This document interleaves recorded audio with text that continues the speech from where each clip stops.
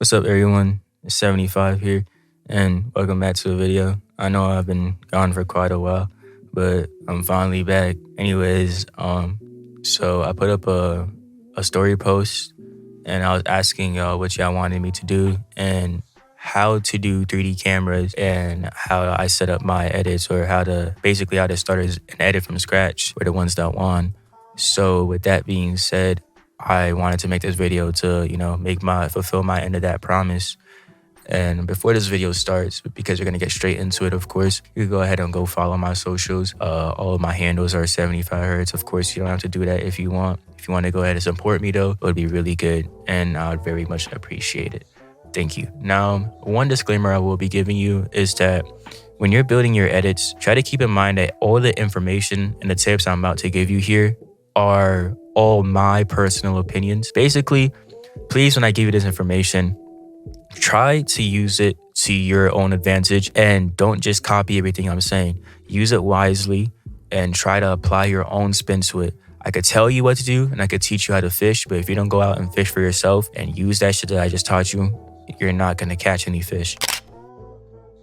All right, so to begin with, the first thing you wanna do is, of course, open up whatever editing software you're going to be using. I'm not gonna limit this just to After Effects because every editing software could do this. It doesn't really matter what editing software you're using. I feel like a lot of people, when they're making their edits and you're about to do it, you just open up a software, they open up a project file, and then they immediately get straight to editing. This is a really misinformed way of editing. Please do not start your edits that way. It's a horrible way to start your edits, and it's the quickest way to burn out of edit ideas and to really lose track of what your focus was. And just to make it clear, if you guys are looking for the 3D camera part, I will timestamp when it's going to start. So don't be afraid to just look in the description and jump there if that's all you care about. So I have a template on my Payhip. You could get it if you want to. I'm not forcing you to go get it. I'm not trying to grab money out of you. But at the same time, it's a good place and a good base for you to start on, especially if you want to edit like me or you want to follow this tutorial on learning how to really set up your edits the proper way. The first thing first I want you to do before you really start anything, or not that I want you to do, but you should do, is make sure you check your composition settings. In order to access your composition settings, I know I did it like by instinct. Just click on that little pre-comp window here, because if it's going to be an empty project file, this is what you're going to see. Click on that and click on composition and then hit composition settings and then go to advanced right here. This is where you need to focus on. Now, some of these settings are changed already. This is not what your After Effects is gonna look like. It'll probably be like at 136 or 150. I forgot what the base one is, but it's gonna look something like that. In order to explain to you what basically this is, when everybody opens up an edit, I feel like people don't realize that when it comes to editing, you want to make sure it's as precise as possible to the vision or to the desired outcome that you want. So you want to make sure all your settings are geared towards the right direction. So when you start that edit, you start off on the right foot. You can't just run if you don't know how to take a step. You know what I mean? So my settings for this, when you get this project file or when you're using the startup template, for example, if you've already gone ahead and got it, that it's going to be like 70 or 75. I'm not really sure which one it is. And I keep this at 70 and I keep everything else the same because I really like it when it's a low motion blur, because I typically don't use this anyways. But when I do, I don't really like how After Effects applies a lot. So I make sure I change it to look like this. And for the basic settings, make sure it's always 1920 by 1080. Or of course, you could try whatever width and height that you want. You don't necessarily have to use my settings, but normally I typically edit on this width and this height. Sometimes if I really want a cinematic look, I'd go ahead and make the height 800. And then it'll give you that little widescreen look that you see in movies and stuff. And it's really nice. Have a purpose for picking your resolution. Just don't just put in 1920 by 1080 and just be like, oh, 75 does it that way, so I'm gonna do it that way. All right, moving on. For your frame rate, this is a very interesting topic because you could use 30, 29.99, 29.97. That's what I used to use. And it's not bad, don't get me wrong. But the problem with using 29.97 or 30 or any frame rate above 30, which is crazy, is that it just makes your edits super smooth. If you want to go for the film look and if you want your edits to have a very aesthetically pleasing look, it's typically best that you use film settings. A typical movie or a typical film is shot in 23.97. 6, which is, even for your animes, the clips that you get, they're also shot at this frame rate or drawn at this frame rate. So it makes it even better and everything synchronizes with each other and it's a lot more compatible, especially when you do transitions and you do a lot of motion and stuff within your edits. You see a lot of stuff go smoother. If your edit calls for 30 FPS or calls for 60, I'm sure maybe in the future someday I might have an edit that calls for that myself. I would go ahead and change it to that frame rate. But typically, you should keep your frame rate at 24 or 23.976. All right, so now that we've gotten our settings accustomed, we're now actually ready to begin the editing process. Basically, you have to keep in mind whenever you hear a song for the first time, what comes to your head is a bunch of ideas. Typically, the burst of ideas you first get when you want to edit a song, you got to keep in mind you need to narrow these ideas down until you have a solid vision. Storyboarding is really important to this because it really helps you take all those ideas, those fragments, those pieces that are all separated and combine them into one solid thing. For example, when you watch an indie movie or you just watch a film in general, they don't just pick up a camera, go to a location and start shooting. They first, figure out a ton of stuff like the actors and everything and where they need to shoot. And then they build up the scenes, they build up the dialogue, they do everything beforehand so that when they actually do get to shooting, it's a smooth process because everybody already know what to do. They already know how to go about doing it. And they even have, what I was saying before, a storyboard that gives them cue notes and how to shoot shots on where the angles and everything. All right, so first you want to make 3 things. You want to make a background layer and then you want to make 2 null layers. To make a background null layer, just click on new and then click solid. And then you're gonna get these settings right here. Just keep it the same size as your original canvas or composition settings as we went over before. And I typically like naming it BG, which stands for background. So I make it around 777, again 75. And then next you want to make the 2 null layers. So if you want to make a null layer, right click here, click new, same process as before, but this time instead of solid, click null object.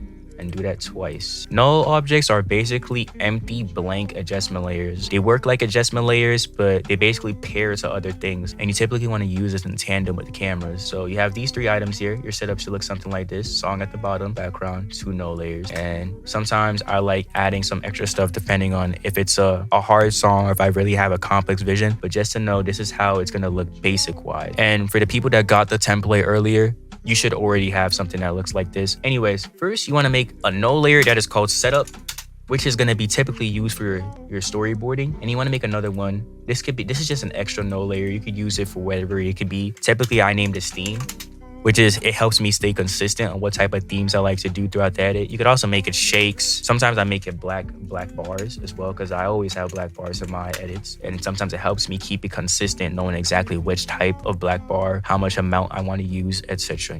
So once you have it looking like something like this, then you're ready to begin your storyboarding process. So your background is going to be just an empty background that's going to prevent anything from clipping later on when you're editing. So you want to edit everything above this background layer. Make sure this is locked. You could click the lock button right here, and then even if you try to move it, it won't move. So that way you don't end up accidentally moving it or fucking it up. So start up with your setup or with your storyboarding, as I like to call it. Make sure you had those ideas that you wrote down or the ideas that you had from the song. Make sure you listen to it a couple times, and then you want to build upon everything that you hear. For example, if you hear a certain part in the song, you thought of an idea right there at that moment, go ahead and place a marker down here. For me, I changed the setting to make a marker to '8. You could go ahead and do that yourself as well. In order to do that, you just go to edit, go to keyboard shortcuts.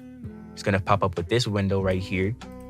You could type in marker, and you could just go here, add layer, and you could just go click here or click on the right hand side and just type in a number, for example. But I don't need to do this. I already have a number set, and I always use 8. You could also use 8. So if there's a beat drop right here, and I thought of, let's say, a cool character jumping into the window or into the still frame shot, and that's the first thought that came to my head when I heard that part of the beat, I'll go ahead and put it down. In order to put it down, just double click on that marker. It's gonna open up this little window here, and it's this little section where it says comments. Write whatever it is. So for example, I thought of a cool character jumping out of a window, onto the scene. Perfect. Then I click OK. And then I go to the next part of the beat where I think of a cool idea. And I just keep repeating this process, repeating until I have this whole bar or the whole duration of the edit I have it for filled up. I'll show you a screenshot of one of my edits, and I'll show you typically what it looks like right now. I should be on the screen, and you'll see it's a full bar. Sometimes it can get really messy and really crowded, but that's the whole point of storyboarding. You don't want it to look clean. You just want to put your ideas down. When it comes to storyboarding, I personally think it's the most difficult part of editing because it takes a really long time to get it right and to get it good. Now keep in mind, when you're making a storyboard and you're finished with it, you need something to pair those storyboards, those random words, those random thoughts that you wrote down, those random notes. When it comes to finding pictures or finding inspiration or finding art, the way I go about it is I use an app called Pinterest. It's really good at opening up your vision, especially what you want your edit to look like. It's really important. Please do not overlook it. Before I start getting anything from Pinterest or I really start browsing and looking and finding ideas and stuff, I first make a folder in here and I call it inspiration. This way, when I get all my inspiration and stuff, it has somewhere to rest and be by itself. And also within my project file, I also make a folder here and I call it inspiration. That way, whenever I download it, I can put it straight into this folder. And when I put it into After Effects, I put it straight into the After Effects folder here. All right, so I have my Pinterest loaded up here. You could see I use it a lot. So everything that's been shown here has been geared towards my preferences and what I typically like. So when I'm going through things, I'll typically save something, or I would have things pushed to me by Pinterest automatically on the home page like this. And if I feel like it fits the idea and theme of the edit that I'm going for, I'll go ahead and just hit save on it. Or I'll just straight up right click it and just save it as an image and then go to wherever that inspiration folder was located again and put it right in there.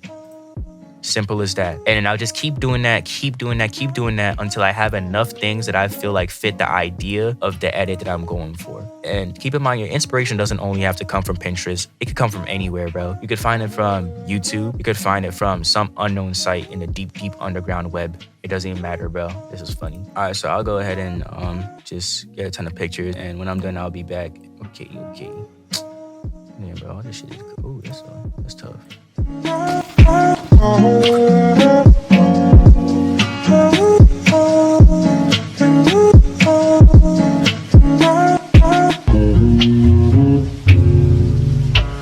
I gathered every picture, all my inspiration. Here you guys go. This is all the pictures that I got right here.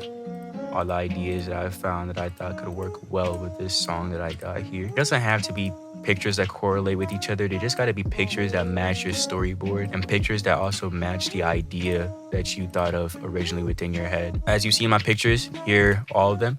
Once you have the picture folder open, or an inspiration folder actually, just highlight everything. You can just click on one picture, hold shift down, click to the last picture, wherever it is, just drag that shit straight into After Effects. Now hold it down, drag it into the inspiration folder. Since you storyboarded, you can just go ahead and look through your pictures, just go through and match that picture to those words. When you've completed your storyboard, you finished all the hard work. You did all the heavy lifting. When it comes to beginning an edit or really starting the edit, I always make sure I have a camera layer. Just right click an empty box here, click new, and then hit camera right there. Perfect. Should have something like this. Your settings were not going to look like this. I am a film student, so I do use film accurate settings. Film size, to show you guys a picture right now, 35 millimeter, looks like this. It's the typical film. It's the standard for film shooting. This is what most people use, or whenever you go to the movies, this is what it's typically shot on. Now, to be honest, all of these settings don't matter because it's all digital anyways. It just changes how the camera works and it's a preference. I don't think I've seen a noticeable effect, but I just put them anyways because I saw them and I'm a film student, so I had to geek out about it and go ahead and put those settings because I thought it made me look cooler. But you don't got to follow that shit, bro. But yeah,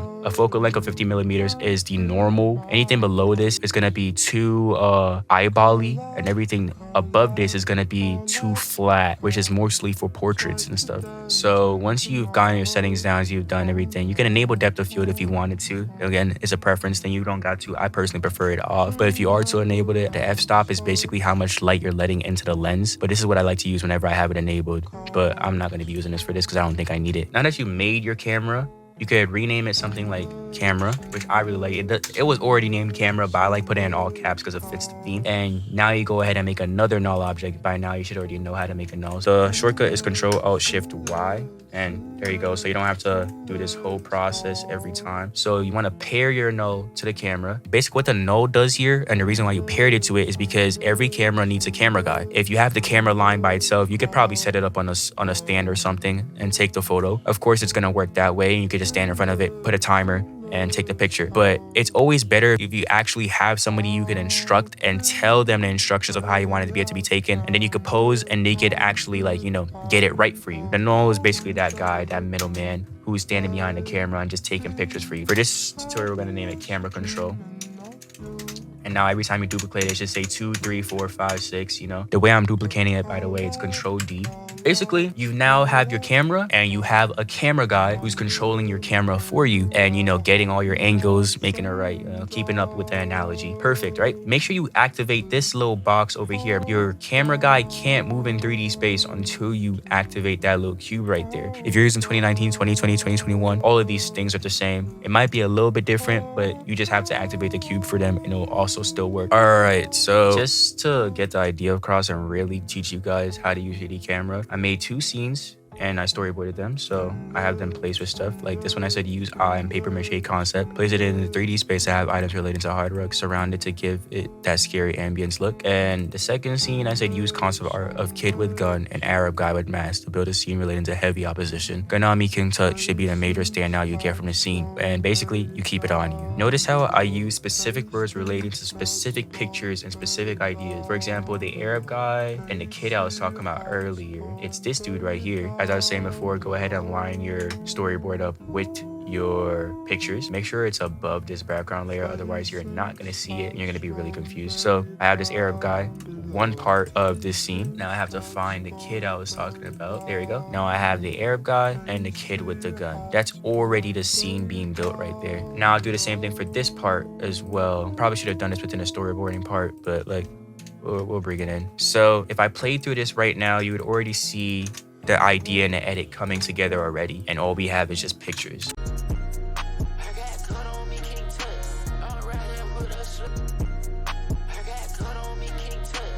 See how crazy that is? You literally just have pictures up, but every time I played through it, you can already tell how the edit is gonna look. That's the power of storyboarding and pairing it with laying out everything before you actually start editing. Now all you gotta do is take these pieces of art, everything that you've added together, these ideas that you've meshed together within your storyboard and laid out, and turn them into something that's watchable. So usually what I go about when I'm creating scenes like this, I basically like to scale up my images. The AI I use is called Real Esrgan. I have it here on my desktop. I'm not going to teach you guys how to use it, but if you want to search it up and learn how to, like, you know, use AI to make your stuff better, you could go ahead and learn how to do it yourself. It's not hard to get. It's a really easy setup. I'll link the tutorial in the description so you could go watch it and learn how to use this AI to scale your stuff up. Look at that. Went from these clapped images to 4K like images or 1080p ready images. If I tried to scale and edit these, of course they would have been fine, but you have to remember that the more you scale up something, if it's already a small image, the blurrier it gets. So you see how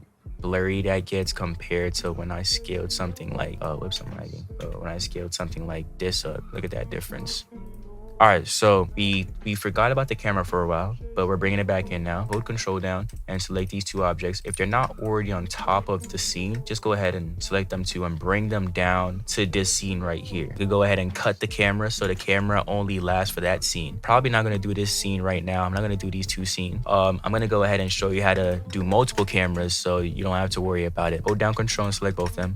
Do Control C to copy, and then go to the next scene that you want to have the camera on and just do Control V and drag the camera onto them like so. Reset this back to normal if it had different values and stuff. Right click position and reset it back to normal. And now you have another fresh camera roll to use. To really make your camera work stand out and look clean, typically I like to turn on the proportional grid. In order to get your proportional grid looking like this, just go to edit, go to preferences, and then go to grids and guides. Copy these settings right here.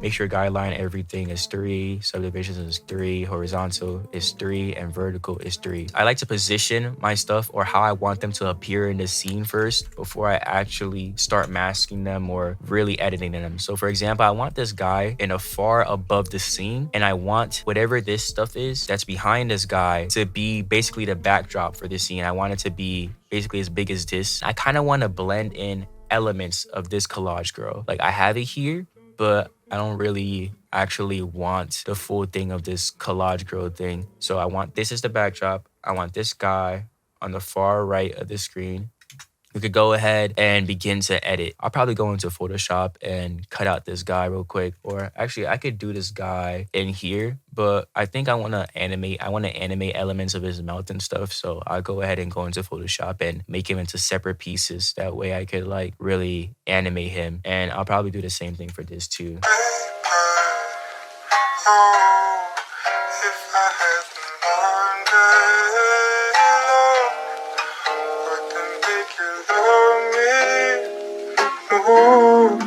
Would that make you love me? Oh, oh, baby. Oh, if I hadn't learned that love, would that make you love me? Oh, would that make you love me? Oh, oh, again, love.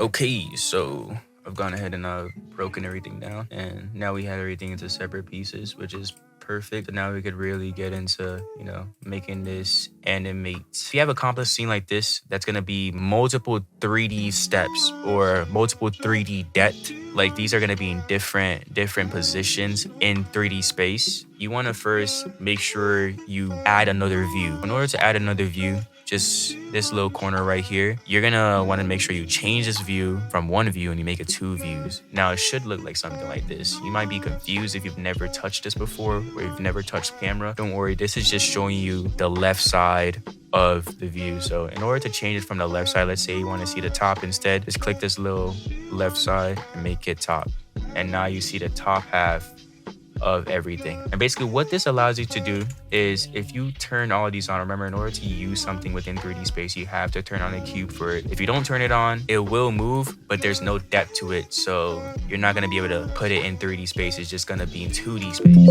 But if you turn it on, all of a sudden now it's in 3D space. You could push it farther back and you see how it's moving here. Now we're gonna go through and really go one by one and figure out where we want each thing to sit. I want to start with the background. Usually I want something like this with a background like this to be sitting as far as possible because this is going to be the backdrop in which everything is placed upon. So normally I like to do it like putting this halfway like that, and then I push the background until it's basically out of the frame. At the end of the day, 3D camera is really tricky. It's not tricky, but it's more like you have to play with it to really get it how you want it to be. After I do something like this, how do I make it fill everything in a space? Of course, you can just scale it up. That's completely fine. It gets the job done. But you can notice there's a huge quality drop, and we don't want that, especially when we want it to look as high res as possible. Another thing that people do is they tend to put motion tile. And there's nothing completely wrong with it. You could go ahead and add the motion tile and it'll create something like this. It gets the job done. It basically fills it up and you don't have to scale it up. Cool. But I would not do it this way simply because it just looks like that. And you could see what we call edges. And you don't want the edges, man. So finally coming back to the point, I was running away with it there.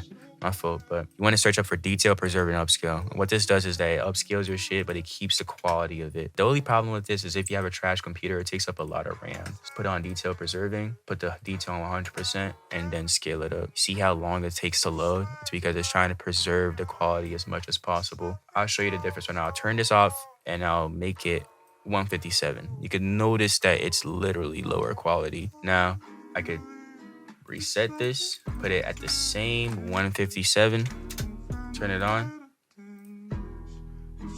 let it load, and now see how much more quality it keeps, how much more refined it looks. You could also figure out your depth, or basically how things will look when you move the camera by turning on like one object, for example, I could turn this on. Oh yeah, if you're getting the issue I'm getting right now, see, you might think that nothing is moving right now, but it's not because the camera isn't working. The camera isn't broken. The only thing that's really broken is the fact that on here, you're not viewing the active camera. So make sure you change it from default and you view the active camera. And now you see when I move it, it moves with the camera. But basically, a little trick you could do to get your depth right, you could turn everything on, look at how it is with the background, and then start moving everything within 3D space to sit where you want it to sit. So you could typically go on your left-hand side or wherever side that you have the other side, the other thing. I think you can move them if you wanted to. Just click on this side, like instead of here, make sure the edges are selected. Click on that and then change this to top, and you could click on this and then change this to active camera. And now you have this on the left-hand side and the other thing on the right-hand side. Yeah, so see the image, what it looks like here, and then zoom out all the way here so you could see everything in 3D depth. Press P to bring up the position for each one of these items or whatever items you're trying to 3D camera, and begin to like start moving them according to design. For this scene, I really wanted the girl's eyes to really be up front. So I'll move it as close to the camera as possible. And you can see in the depth, it's basically double the amount of whatever this was, which is perfect for me because that's what I wanted. I'll turn off some of these layers too, so I really get like detailed about where I want everything to sit. And remember, of course, I like using a proportional grid. The proportional grid allows me to like really get things sitting right. It's also more pleasing if it's sitting within the right space. So I'll line that up with the line right there. So remember, they're 2D objects, but if you push it too far back, you could check if it's above something on this side. So look, pay attention over here to make sure none of your things are like going on top of each other. I want this one to sit behind it. So of course I'm going to make sure it sits a little bit behind like this, and then I'll adjust it to make it look right. But yeah, this is what I mean by it's literally just fucking around with them until you get something that you fuck with. It's a lot of trial and error. Don't think that you're gonna get everything in 3D space looking exactly how you want it to be the first time. If you do, that's great, but know that it should take some time. And you can also select here and just move the object back too, so you don't have to keep using the position over here. But yeah, this is why having a good computer is really important, because I'm in full right now being able to do this. This is a pleasure. So I got everything up in 3D space exactly how I wanted to. Right now it looks nothing different because we're only viewing it through 2D space. But if I go ahead and turn back our views, you can see right here that this is how it's stacked up to be in 3D space. To know it's really in 3D space, all I gotta do is just move it a little bit, and you can see how each item reacts the farther away it is from the camera. Right now it looks pretty dull, looks pretty stagnant. There ain't really nothing going on. It isn't really an edit. It looks pretty cool though, but it doesn't really have any life to it. Cool part about breaking it apart like this is that now I could rotate certain parts like this if I wanted to. You get the point and you get the idea. So now I'm gonna go ahead and do the same thing for the dude over here and get him positioned where I want him to be within 3D space. Now it should look like this. I still think like he's a bit too big, so we're just gonna scale him down. We have him lined up where we want him to be though. And we're gonna make it so he's a little bit more to the right. We'll make it so that little edge right there with his arm and the little place that he's pulling connects with the line right there. We'll also make sure this little piece right here, I don't know what to call it. It's like a little, some type of teeth or something. We'll bring this up so it connects with this line right here. And the more aligned with the grid it is, the more satisfying it will be to stare at. To just make sure everything is fitting perfectly, I'd like to put black bars over it too. Just make new solid, call it BB, put on jaws. I just double clicked it to put it on, keep in mind. And make the completion like 75, of course, 75 hertz, height 0. I don't know, I put 100. And you could see how everything still fits in with it, and it even looks cooler with the black bars. Precisely what you want to make sure you achieve. Now you want to add depth. By depth, I mean add blurs so it looks like some things are farther away from the camera and some things are closer to the camera. Now, how a normal camera works is whatever you want it to have the main focus on, that thing stays as a centerpiece, and things farther away from it and things closer to it will all become either blurry or more clear.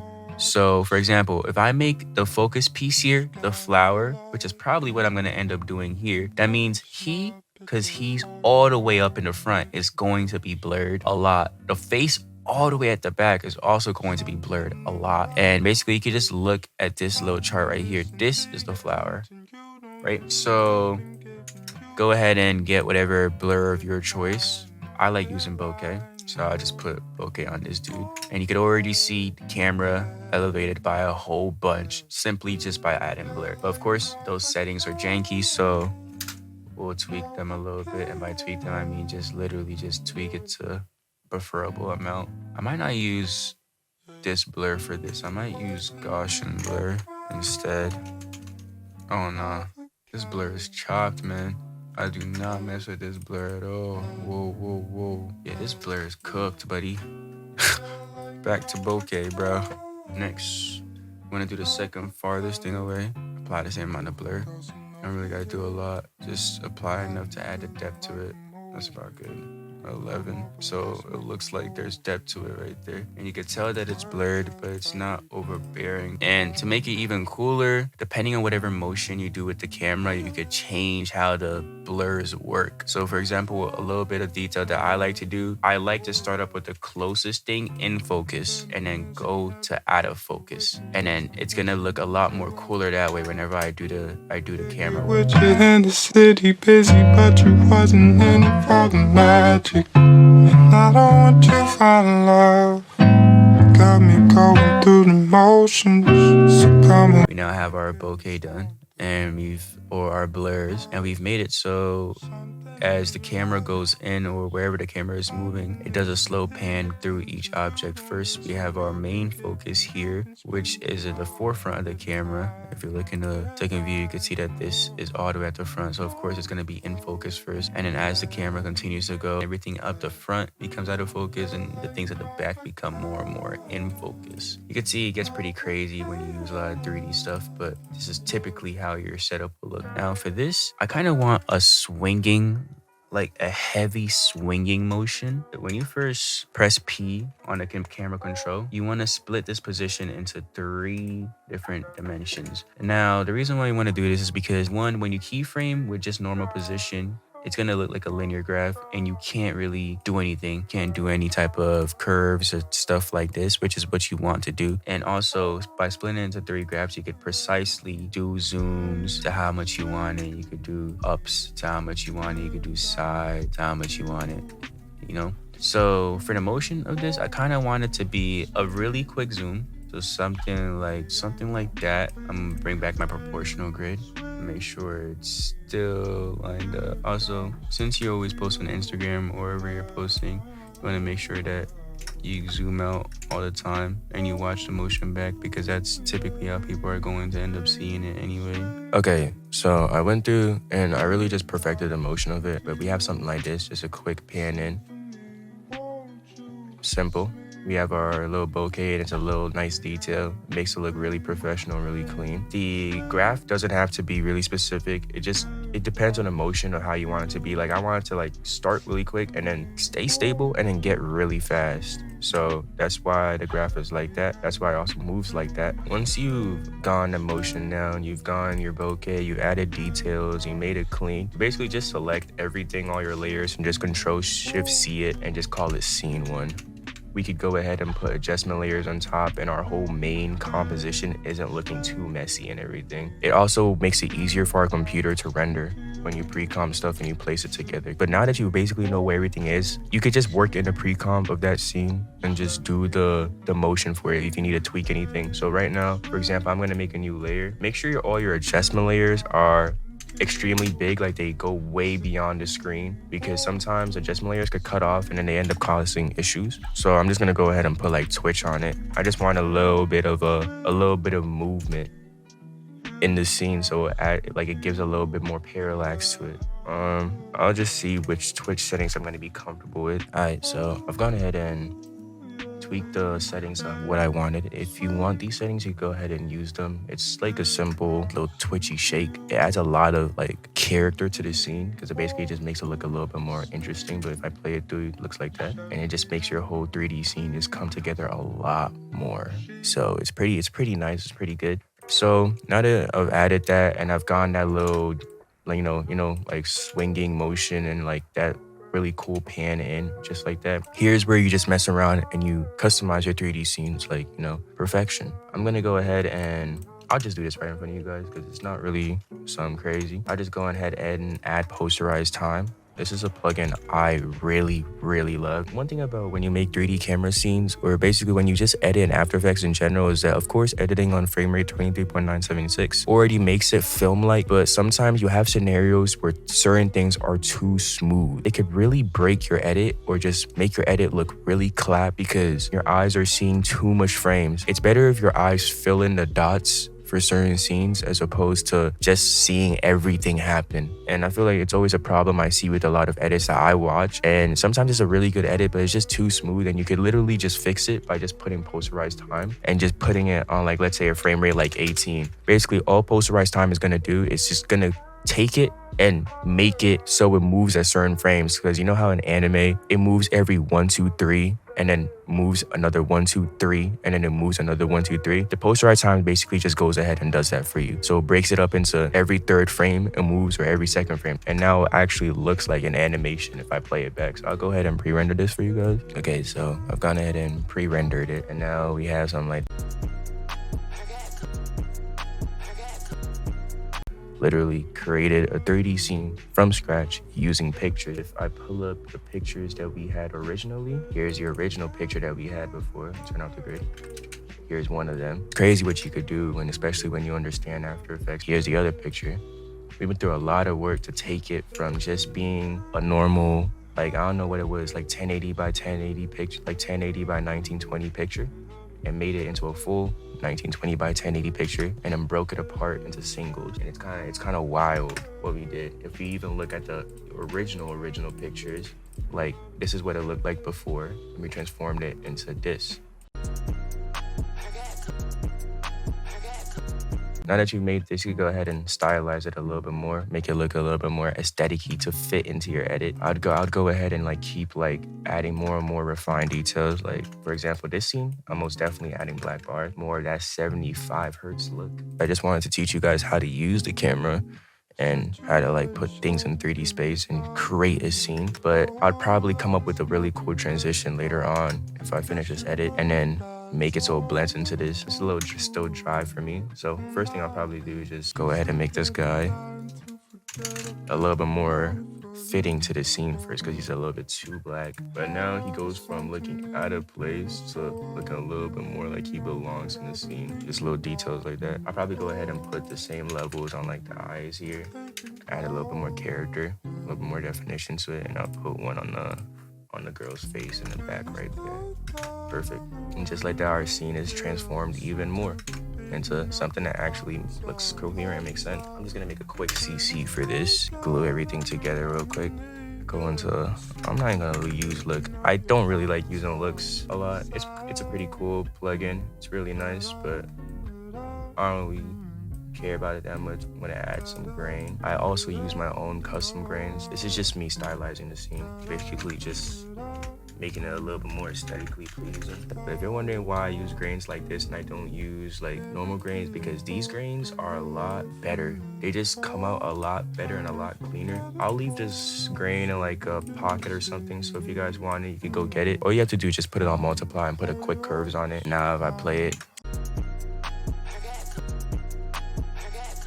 just like that, we have a scene with a lot of motion, a lot of energy. And then we also have the black bars that keep it consistent, make it look really nice and aesthetically pleasing. We also have the little grain here that adds so much more life. Like if I turn it off, it just looks clean. Films don't come out clean like that. It just ruins it if it's too clean and too smooth. For my purposes, my style, the way I like to edit, I always like dirtying up my image a little bit. Just adds a lot more character and aesthetic. Probably go ahead and play with the RGB curve a little bit here.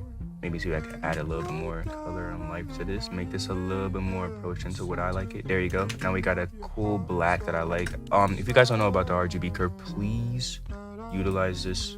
It's really good. And just like when you use it wisely, you could really take a scene from just being dry to something really popping like this. Like I didn't really like the black, so I just knew to add a little bit of green, and then we added a little bit of blue to really bring it back. And now we have an interesting, like almost reddish black that's a lot more better. And final touches that I'll probably do to make this scene a little bit more lively is add a deep glow. I like putting this at like around 377. I like putting it on 0.01, so it's there, but it's not like like burning through. And like with all of my stuff, I always put a curves on it to really get it how I want it to look. And now we have a little bit more stuff that's like combining the whole scene together. It gives it like this little bloom or a little bit of like diffusion, and I really love doing that with deep glow. The thing about editing too, when you're making scenes, worry more about the feel and how it makes people feel as opposed to like how cool it looks. We're basically done with the scene. I've gone ahead and pre-rendered it now, and